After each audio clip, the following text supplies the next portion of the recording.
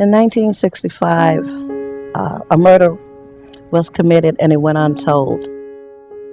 And we were beaten with 2x4s with nails in it until, we were bloody and we couldn't, we were sometimes unconscious. At that time, she was 8 and I was 9.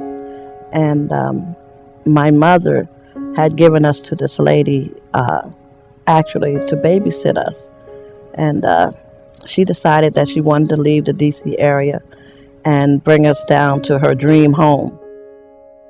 And what she would do with us, she would actually take a stocking and she would tie us by our necks and basically, we wouldn't have any clothes on. And she would tie us there by our necks to the legs of that tub. And we would stay there several days, just laying there. The most tragic thing that happened through the process of being there was my sister was murdered. And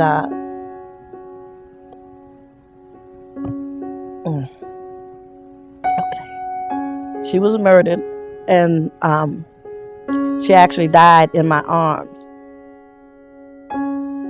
We had been in the room for several days, and she untied my sister and I from our necks with the stocking cap, and she asked my sister to get over in the tub. Well, this was in the winter, so she had went to the well and she had drawn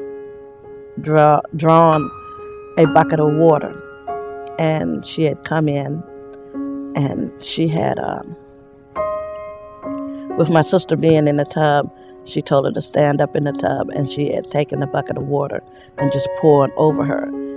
At that point, it was really bad. My sister let out a yell that I had never heard, and I still, hear, the day sometime.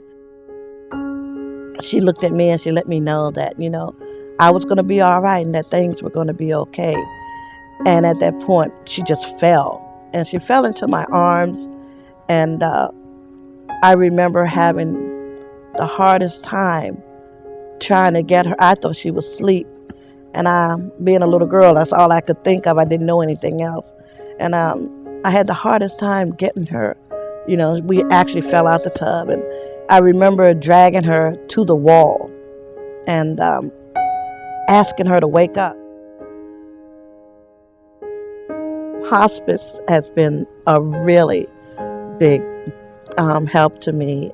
They have been amazing. They are, through United Way, they have helped me tremendously. I have a daughter that was born with spina bifida. About a year ago, they had given her 3 weeks to 6 months to live, and hospice stepped in very tremendously, and some of the things they did were just phenomenal. 6 months is up, and she's still here. So United Way has helped me through a lot of things. Even going through this life, for all these years, has been really hard. So you run into times where you need help. Serve, Boys and Girls Club, Rappahannock United Way has helped me become a survivor, because if I hadn't had to go through the paths that United Way had for us, I don't think I would really be here surviving today. So with everything together, United Way has helped me survive a lot of things, and I'm very appreciative to them for that.